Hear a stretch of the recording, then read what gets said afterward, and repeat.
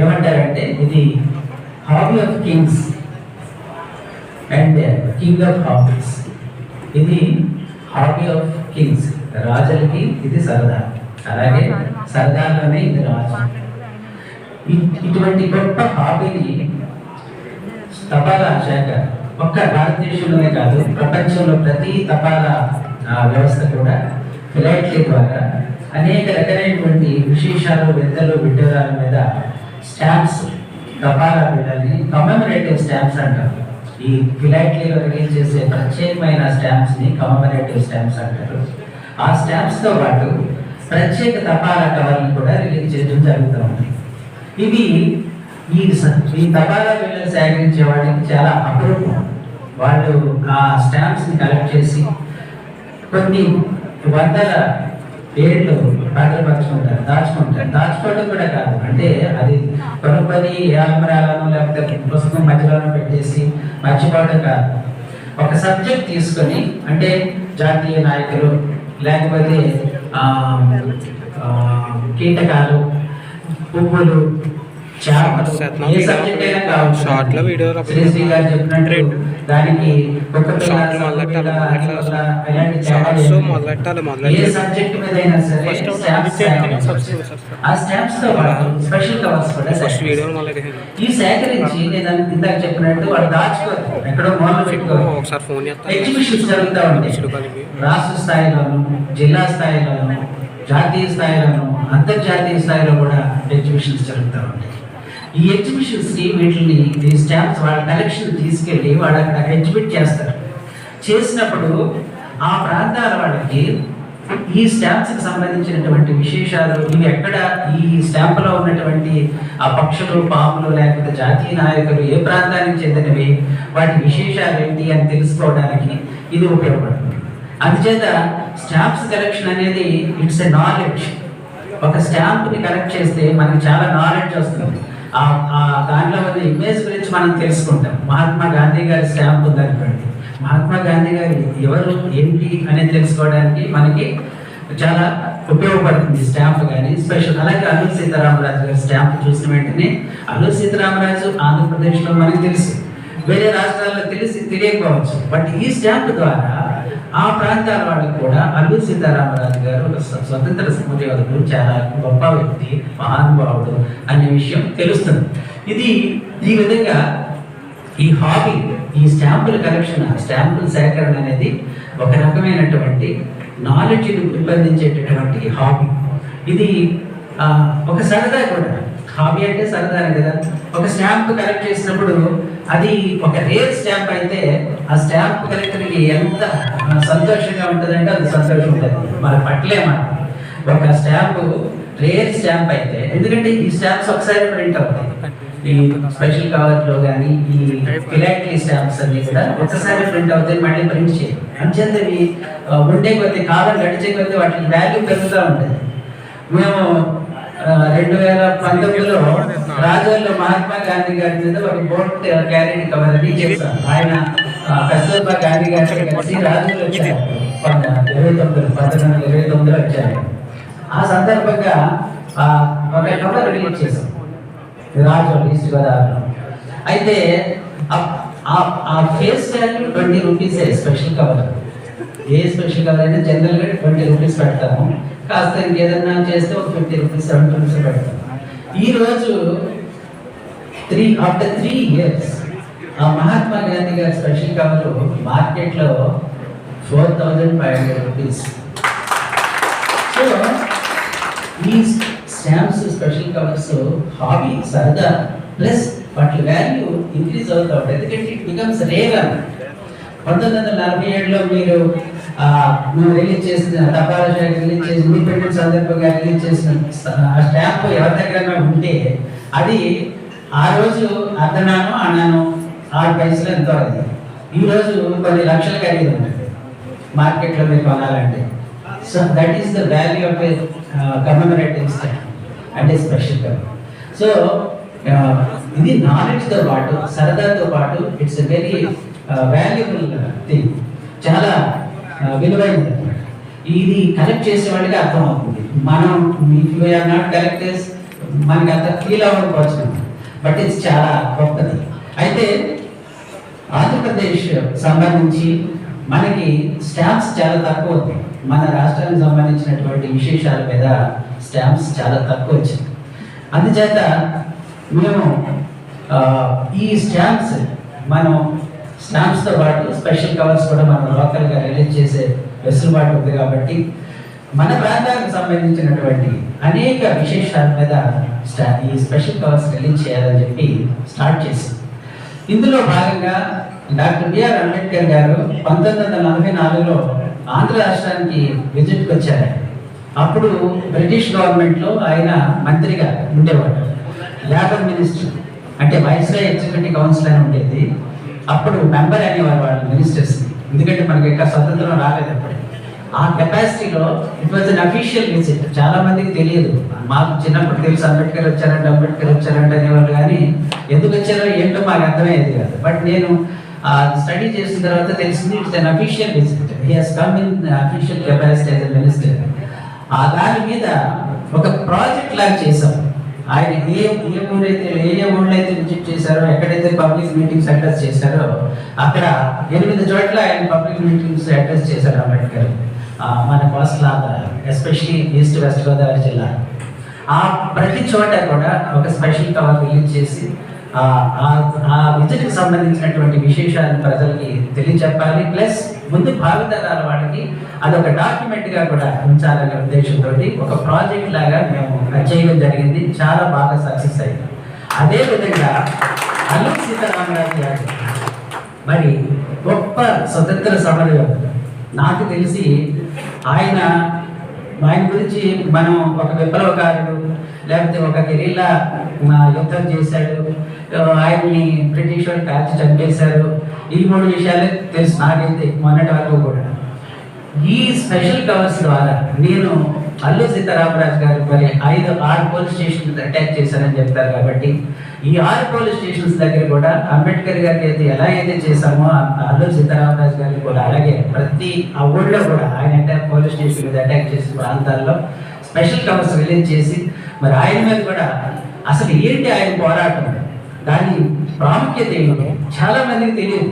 అల్లూరి సీతారామరాజు గారు 20 ఏళ్ల బాలుడు ఈ మన్యంలోకి వచ్చినప్పుడు 25 ఇయర్స్ ఏజ్ అప్పుడు he started fighting against British government మీద. ఒక 22 ఏళ్ళు 23 ఏళ్ళు పిల్లాడు, చిన్న పిల్లాడు ఫైట్ చేయడం అనేది మనం ఊహించగలం. అసలు బ్రిటిష్ సామ్రాజ్యం అంటే ఏంటి, రవి అస్తమించిన బ్రిటిష్ సామ్రాజ్యం. వాళ్ళు తలుచుకుంటే ఎంత, అలాంటిది 2 ఇయర్స్ 2 సంవత్సరాలు వాటిని తిప్పలు పెట్టి మరి బ్రిటిష్ వాడిని గడగడలు ఆడించారు. అంత మన స్వతంత్రోద్యమంలో నేను హిస్టరీ చదివాను, నేను సివిల్ సైన్స్ రాయడానికి హిస్టరీ ఆప్షన్ అది. ఆ హిస్టరీలో అల్లూరి సీతారామరాజు లాగా 2 సంవత్సరాలు పోరాడిన స్వతంత్ర సమరయోధుడిని అది ఇట్స్ ఏ వార్. నేను ఈ ప్రాజెక్ట్ స్టార్ట్ చేసినప్పుడు నాకు 2 విషయాలని గమనించాను. ఒకటి ఏంటంటే పోలీస్ స్టేషన్స్ మీద అటాక్ చేయడం. పోలీస్ స్టేషన్స్ అటాక్ దెన్ మనం అదే చదువుతాం కాబట్టి పోలీస్ స్టేషన్ అటాక్ చేశాడని మనం చదువుతాం కాబట్టి పోలీస్ స్టేషన్ అటాక్ అనేది దీంతో చేద్దాం అనుకుంటాం. తర్వాత ఇంకో సబ్జెక్ట్ ఏమొచ్చిందంటే చిల్లీ పోస్ట్ ఏంటి, మిరపకాయ టపా ఏంటి, మా పోస్ట్ ఆఫీస్కి సంబంధించిన ఉంది అని స్టడీ చేస్తే ఆయన చాలా మా కంపెనీలో చెప్తున్నాడు గెరిల్లా వార్ఫేర్లో ఆయన చాలా గొప్పవాడని. ఆయన చేసిన గెరిల్లా వార్ఫేర్ కాదు, వెనక నుంచి కొట్టలేదు, ఆయన చెప్పి వెళ్ళేవాడు బ్రిటిష్ వాళ్ళకి. నేను పలానా రోజున పలానా టైంకి వస్తున్నాను, పలానా పోలీస్ స్టేషన్ని పోస్ట్ ఆఫీస్ కూడా సీజ్ చేసేవాడు పోలీస్ స్టేషన్తో పాటు. చాలా మంది చెప్పరు, ఎందుకంటే పోస్ట్ ఆఫీస్లో టెలిగ్రామ్ ఉంటుంది, కలెక్టర్కి మళ్ళీ పోస్ట్ మాస్టర్ ఇన్ఫార్మ్ చేస్తాడు, అల్లూరి సీతారామరాజు వచ్చాడు పోలీస్ స్టేషన్ అటాక్ చేస్తాడు అని చెప్తారు. కాబట్టి ముందు పోస్ట్ ఆఫీస్ని సీజ్ చేసేవాడు. పోస్ట్ మాస్టర్ మీరు కొంచెం మీరేం మాట్లాడద్దు అనేవాడు అంట. చాలా మళ్ళీ అతి వినయంగా ఎవరిని ఇండియన్ ఆఫీసర్స్ని ఆయన ఏమి టచ్ చేయాలి క్లియర్గా చెప్పేవాడు. ఇండియన్ ఆఫీసర్స్ మాత్రం టచ్ చేయద్దు, ఇండియన్ అఫీషియల్స్ మాత్రం టచ్ చేయద్దు, ఓన్లీ బ్రిటిష్. మనం ఫైట్ చేసింది బ్రిటిష్ వాళ్ళు వైట్స్ మీదే. So he attack only whites. And police stations attack చేయడానికి కూడా ఆయన ఉద్దేశం ఏంటి, బ్రిటిష్ వాళ్ళ మీద ఫైట్ చేయడానికి, ఆర్మ్స్ కలెక్ట్ చేసుకోవడానికి, అంతే తప్ప పోలీస్ స్టేషన్ ఏదో ధ్వంసం చేయడానికో లేకపోతే పోలీస్ స్టేషన్లో ఉన్న పట్టడానికి వెళ్ళలేదు ఆయన. ఇది మిస్అండర్స్టాండింగ్ కొంచెమంది. నా ఫ్రెండ్స్ కూడా పోలీస్ ఆఫీసర్స్తో చెప్పగానే వాళ్ళు కొంచెం ఫీల్ అవుతా ఉన్నప్పుడు నేను ఐ థింక్ ఇలా ప్రొజెక్ట్ చేయడం బాగాలేదు అనిపించింది నాకు. బట్ ప్లీజ్ పోలీస్ అండర్స్టాండ్ చేసుకోండి సీఏ గారు, ఇది there is nothing wrong in that.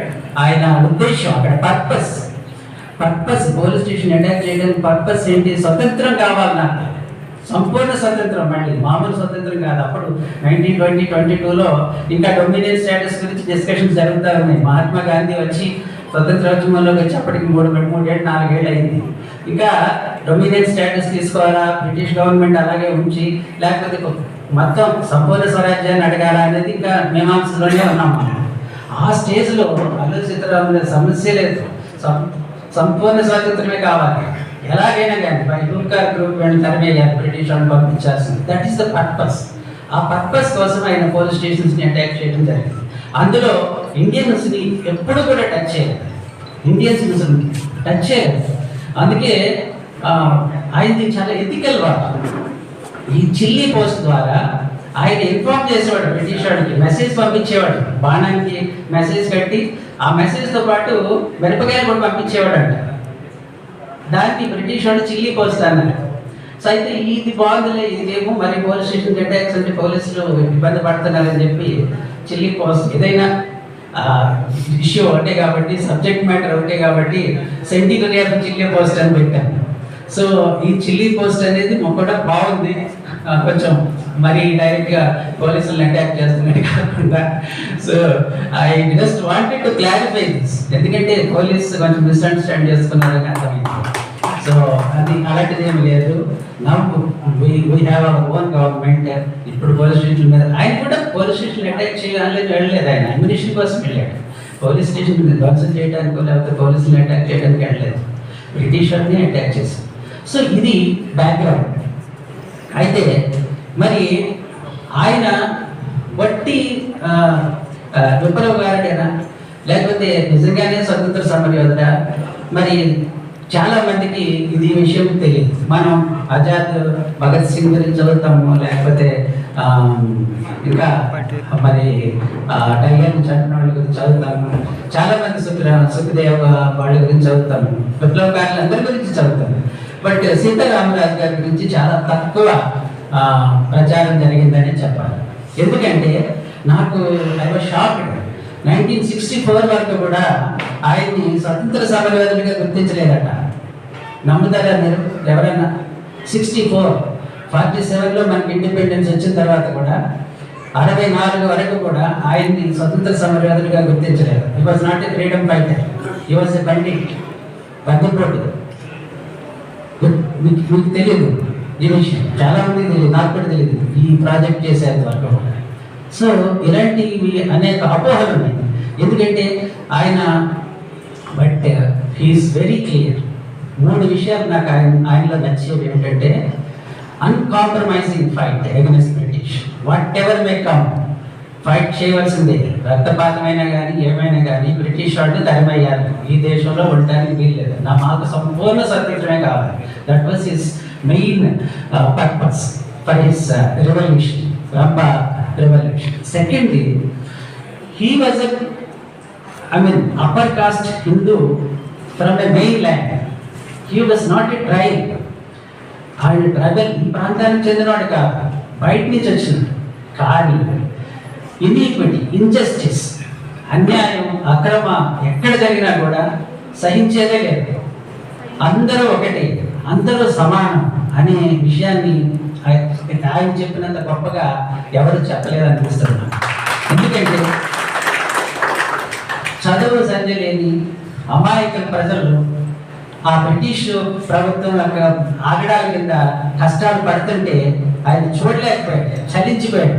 వాళ్ళని ఈ బ్రిటిష్ వాళ్ళ ఈ దౌర్జన్యాన్ని నుంచి ఎలాగైనా బయటకు తీసుకురావాలి. ఈ ఫ్రీడమ్ అంటే మనం ఆశించేటటువంటి స్వతంత్రంలో వీళ్ళకి కూడా ఫ్రీడమ్ కావాలి. ఈ ట్రైబల్స్, ఈ బ్యాక్వర్డ్ పీపుల్, వీళ్ళకి కూడా సమాన హక్కులు, సమానత్వం అన్నీ కావాలని చెప్పేసి ఆశించిన వ్యక్తి. అదర్వైజ్ ఆయన ఎక్కడో ఉండి స్వతంత్రోద్యమంలో ఫైట్ చేయొచ్చు కదా. ఆయన పశ్చిమ గోదావరి జిల్లా కావచ్చు, లేకపోతే విశాఖపట్నంలో ఎక్కడో పుట్టి ఉండొచ్చు. మెయిన్ ల్యాండ్లోనే ఉండి స్వతంత్రోద్యమంలో అందరితో పాటు తెల్ల బట్టలు వేసుకునో లేకపోతే ఎర్ర జెండాలు వేసుకునో ఎలాగైనా ఫైట్ చేయొచ్చు. బట్ ఈ నెవర్ కాంప్రమైజ్డ్. అంటే zero tolerance against iniquity and injustice. అన్యాయం, అక్రమం అంటే జీరో టాలరెన్స్, సంచే ప్రసక్తే లేదు. అది అతని గొప్పతనం అనిపిస్తుంది నాకు. మరి 2 సంవత్సరాలు బ్రిటిష్ వాళ్ళకి ఆయన దొరకలేదు. 2 సంవత్సరాలు ఎందుకు దొరకలేదు? అంత గొప్పగా వీళ్ళని ఆకట్టుకున్నాడు, అంత లాయల్టీ క్రియేట్ చేసుకున్నాడు. ఈ ప్రాంతం, ఈ నోరు లేని ప్రజలు, చదువులేని ప్రజల్ని అంత గొప్పగా ఆయన ట్రీట్ చేశాడు. 2 సంవత్సరాలు వాళ్ళని గుడిసెలు కాల్ చేశారు, వాళ్ళని కొట్టారు, తిట్టారు, వాళ్ళ శరీరాలు కోసి కారం, ఉప్పు కూడా పెట్టారు. అయినా అల్లూరి సీతారామరాజు ఎవరంటే చెప్పలేదాడు. ఎవరంటే మేమే బాబాయ్ అనేవాడు ప్రతి ఒక్కడు కూడా. అరే చెప్పండి ఎక్కడున్నారు, సీతారామరాజు ఎక్కడున్నాడు చెప్పండి అంటే నేనే బాబాయ్ అనేవాడు. ఎంత గొప్ప త్యాగం, ఎంత గొప్ప సాక్రిఫైస్ ప్రజలు చేయరు. 2 సంవత్సరాలు ఆయన్ని పట్టుకుని షూట్ చేసేసినప్పుడు కూడా మందలో వాళ్ళకి ఆయన కాదా అని అనుమానం. అందరూ సీతారామరాజునే చంపారు, మా లేకపోతే ఎవరైనా చంపేసి. ఎందుకంటే ప్రతి ఒక్కరు నేనే సీతారామరాజు అంటున్నారు. మరి కావునా కాదా తెలియదు. అందుకని వాళ్ళు మంప నుంచి ఆయన కృష్ణదేవిపేట తీసుకెళ్ళి ఆ బాడీని అక్కడ ఐడెంటిఫై చేయించి, ఆయన అల్లూరి సీతారామరాజు గారికి తెలిసిన ఆయన ఒక ఆయన ఉంటే ఆయన చేత ఐడెంటిఫై చేయించి అప్పుడు గజెట్లో పబ్లిష్ చేశారు, మేము చంపేసాం సీతారామరాజు. అంత 2 ఇయర్స్ ఆయన దొరకలేదు. 2 ఇయర్స్ కూడా వాళ్ళతో ఫైట్ చేశారు. అది కూడా నేను చెప్పినట్టు ethical war, it's not guerrilla, direct fight. ఈ నోరు లేని ప్రజల్ని సాయుధ పోరాటానికి తీర్చిదిద్ది వాళ్ళ చేత పోట్లాడాడు. ఎంతో మంది చనిపోయారు యుద్ధం. గిరిజనులు, ఆయన అనుచరులే గిరిజనులు, వాళ్ళు ఎంతో మంది చనిపోయారు. చనిపోయిగా మిగిలిన వాళ్ళు సుమారు 30 మందిని అండమాన్ సెంట్రల్ జైలుకి పంపించేశారు 1922లో. 47 వరకు ఆ గిరిజనులు, ఆ 30 మంది 40 మంది ఆ సెంట్రల్ జైల్లోనే, అక్కడే అండమాన్లోనే ఉన్నారు. వాళ్ళు కూడా నాకు తెలిసి ఎవరు స్వతంత్ర సమరయోధులుగా గుర్తింపబడలేదు. అలాంటివి ఫెసిలిటీస్ వాళ్ళు ఏమి కోరుకోలేదు కూడా. అంత నిస్వార్థంగా జరిగింది రంపార్ ఎలక్షన్. అందుకని అల్లూరి సీతారామరాజు నాకు చాలా గొప్పవాడు అనిపిస్తుంది.